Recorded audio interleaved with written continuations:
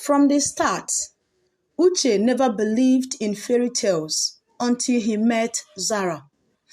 He was a self-made Nigerian billionaire, born in Ajegunle, Lagos, raised by a widow who sold akara for a living.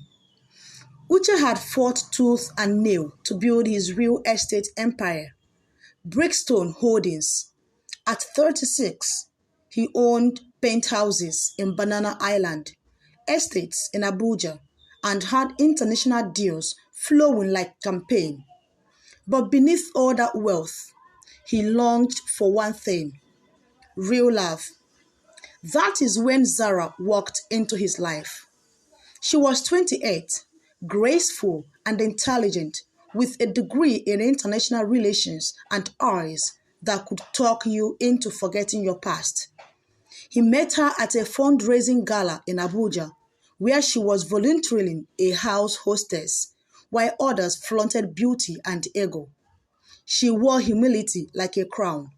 They talked that night for hours and kept talking every day after. In less than a year, they became inseparable. Trips to Zanzibar, private dinners in Paris, and long weekends at his Ashokoro mansion. He didn't just love her, he trusted her with everything: his heart, his secret, even his business decisions. And she gave every sign of being his forever. But the fairy tale started to crack when Uche was diagnosed with chronic kidney disease. It began with fatigue, then came swelling. His doctor delivered the news like a death sentence. He would need a transplant or regular dialysis. Zara was quiet that evening, too quiet. "I didn't sign up for this," she whispered the next week when he cancelled a trip to Greece. He brushed it off. "We'll get through it, you and me." But things changed. She stopped coming to the hospital with him. She became distant. Uche still believed love would prevail. He brought up marriage, even in the midst of his dialysis treatment. Her reply was evasive. Then, one day, he woke up in the hospital after a dialysis session and Zara was gone. Gone from his apartment. Gone from his life. No explanation. The only clue, a note in a handwriting. "I need to leave, too." Uche was shattered. For a man who had survived poverty, political sabotage, and multiple market crashes, nothing had prepared him for this. He went off the grid, blocked all calls, shut down social medias. His once busy mansions turned into a quiet tomb. His mother wept for him. His best friend, Dipo, flew in from London to shake him out of the daze. "Guy, you are alive," Dipo said. "She left, but you're still breathing.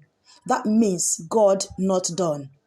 Uche fought through the bitterness, weeks into months, and by the grace of God and a donor match, he got a kidney transplant. That was the turning point, not just in health, but in spirit. The world hadn't heard from Uche Obeledu in nearly a year, but when he returned like a storm. Brickstone's Holding launched a $500 million development project in Nairobi. He opened 3 new towers in Lagos. Forbes Africa named him the comeback king. But no one knew the fire behind his success until the day Dipo showed him an Instagram post. There she was, Zara, now living in Miami, USA, wearing a white dress, diamond ring glittering like betrayal, locked in an embrace with a man tagged Dr. Cale Roberts, my everything. The caption said, "Thank you for showing me what love is supposed to feel like." Uche stared at the screen in silence. "Guy," Dipo said gently, "leave her. You are better now." But Uche wasn't listening anymore. He wasn't going to beg her to come back. He was going to walk into her new life and let the truth burn. Uche flew from Miami under the radar. He didn't call, didn't DM. He came like a ghost with unfinished business. Coincidentally, Brixton had just bought into a massive real estate mega in South Florida. It gave him the perfect excuse to walk into her new world legally.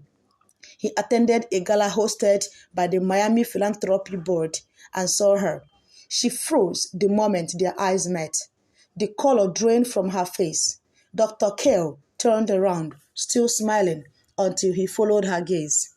The man Uche used to be, the broken, frail billionaire, was gone.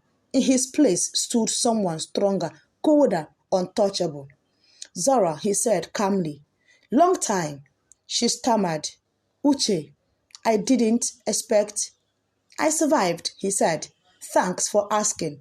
Dr. Kale extended his hands. You know my wife? Uche smiled, eyes never leaving Zara. Oh yes, we've shared history. Zara couldn't sleep that night. Uche's reappearance awakened her guilt. She had married Kale for stability, not passion. And truth be told, she had Googled Uche's obituary for months, thinking he do die. She never expected him to live and thrive. Now she couldn't get him out of her mind. She sent a message. Can we talk? They met at a quiet beach. No paparazzi, just waves and memories.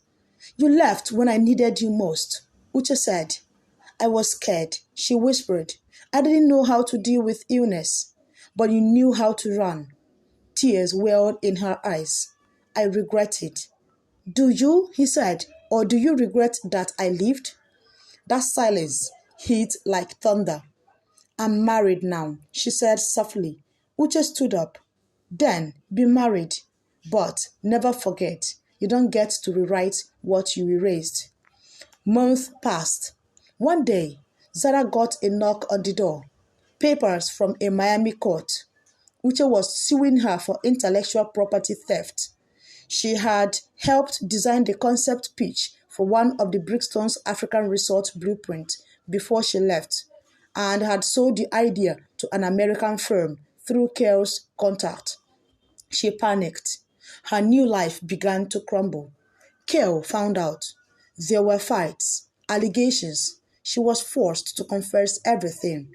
How she left a man to die and ran with secrets. Kale was heartbroken. Their marriage hit the rocks. Meanwhile, Uche won the case publicly, cleanly, legally, but not out of revenge. He was done with her. It was just closure. Back in Lagos, Uche sat on his rooftop one night, overlooking the city he once dreamed of escaping. A soft breeze caressed his face. He wasn't angry anymore. He wasn't bittered. He had turned his pain into power and left behind a woman who wouldn't stay for the hard time. That week, he began mentoring young entrepreneurs battling health challenges. He opened a foundation for organ transplant awareness in Africa, naming it the Second Chance Fund. Not because he needed sympathy, but because he knew that survival wasn't about who stayed with you, but who you became when they didn't. As for Zara, she lived in quiet regret in a city that once sparkled like gold. Because you can abandon a man's body, but you can never outrun the truth.